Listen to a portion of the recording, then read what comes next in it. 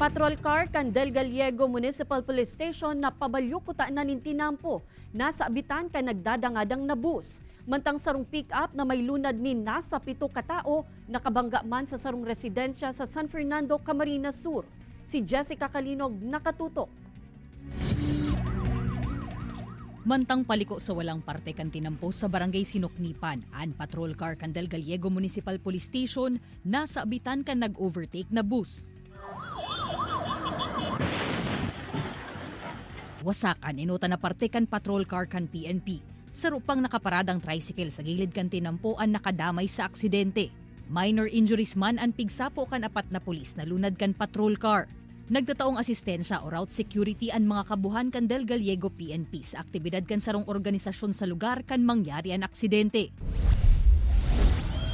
Dumiretso man sa sarong harong sa barangay Pamukid, San Fernando, Camarines Sur ang 4x4 pickup na ini na sigun sa pulisya hali sa pakikipamiesta sa lugar asin papuli na kuta na sa barangay San Antonio sa Banwaanin, Milaor. Tuminama man ini sa steel post kan Kasureko sa lugar. Pigtutubudan na nakainom ang mga ini. Na miscalculate niya po yung kurbada.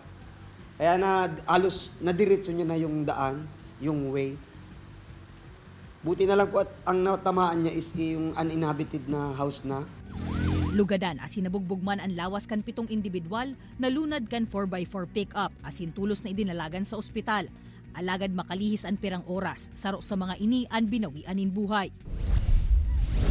Sa Banwaanin, Bula, anas man ang idinalagan sa ospital ang 13 mga pasahero kan sarong UV Express na kan makaabot sa may porsyon kan sitio Banasi, Barangay Pawili, Bula.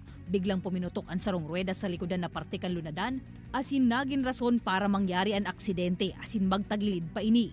While traveling from Iriga to Nagayo, uneven yung kalsada natin kasi may parte pong asfalto, may sementado. Nung pag daw ng driver, medyo may nasagasaan siya, medyo matalim sigurong object dun sa asfalto. Sumabog po yung gulong niya.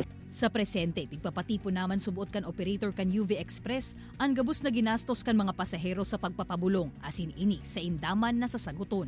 Kaibanan si Gerald Gandia, Jessica Kalinog, Balitang Bicolandia.